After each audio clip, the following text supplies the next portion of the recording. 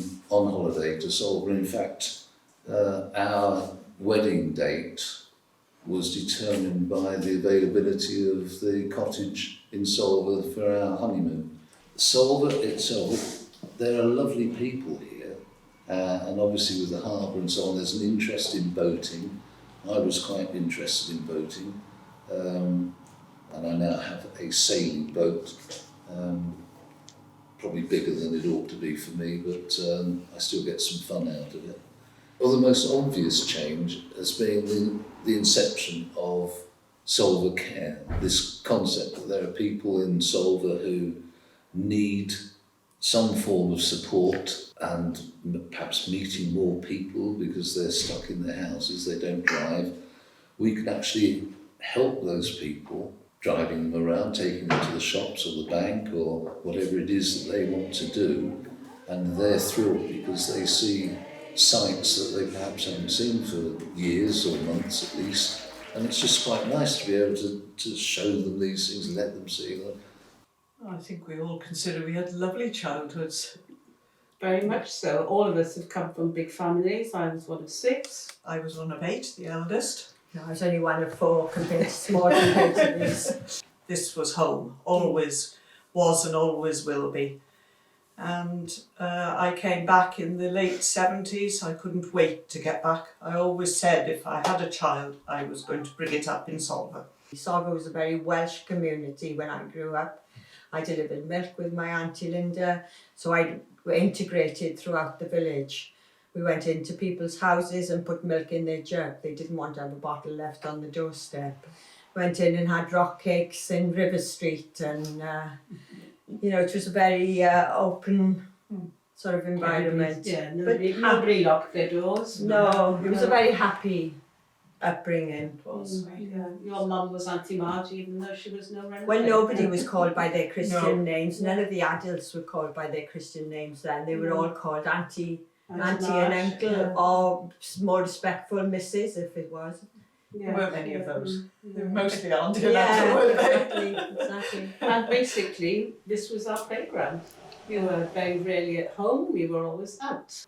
We are very lucky to live in this community still, even though it is so very different from when we were children. Yes. But it's great.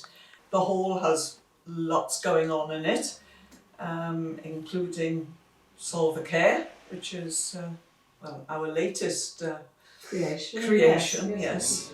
Ours, in the broad sense of the word, which again is helping the elderly. Because we have so many of whom have not long moved here, and their families live far away. Yes, yeah.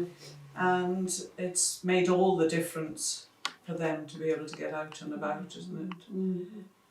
I do Pilates in the hall, and there's dance in the hall. There's Tai Chi. Tai Chi, yes, Yeah. lots of activities surrounding the hall. But And of course the harbour and the boats. So I've lived in Solva since I was about 4 years old, and I've absolutely loved living in Solva. Like, we moved from London, and I think it's probably one of the best decisions that my parents made. I grew up here, and I've obviously gone to school here. And I was going to say Solva Primary School was lovely, and it was nice, particularly in the summers, like after school, like with all of my friends, like we could go down the beach, like go down the harbour, throw ourselves in the sea no matter how cold it was. It was a lovely place to grow up.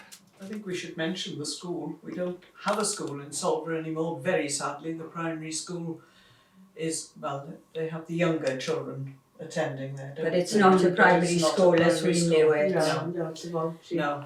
Every summer was long summer days, sat on the quay side, jumping off the quay wall, rowing, swimming, regattas, raft race, all that kind of thing. Your quintessential sort of Welsh coastal life, really. Unique projects such as Solva Community Land Trust will help a community establish affordable housing in its community, for its community, by its community. That certainly is something that is a unique approach, not only in our corner of Wales, but across Wales. When we look at projects like Cymdeithas Trecadwgan, that's looking at securing a agricultural site and developing it into something that is much more of a community project than just simply an agricultural site? So when I'm back home, I like to volunteer with Solva Care, and what I've mainly been doing is for people who've lost confidence, like with walking or like just going out and about and making their way to the activities that are offered within the village. It's quite nice to walk with someone. So I often like walking them down to Friday Club, which is a really nice like 2-hour event where people can like congregate and get together, and there's often live music or there's some sort of activity that's going on. But anyway, so I walk with some of these people, I help them walk down, and often I'll stay for Friday Club because I enjoy it just as much myself. And for me, I really enjoy it. It's the satisfaction of knowing you've helped someone and you've really made a difference to their day, and you just leave them, like it leaves both of you with a really nice feeling. You both feel happy after it.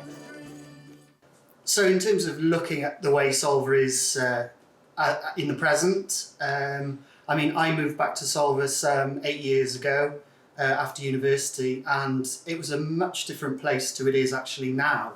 You can see how the dynamics in the village have changed over those 8 years, and a lot of progress and things have developed within the village. I mean, some of those things I've taken part in and had a first-hand experience of steering.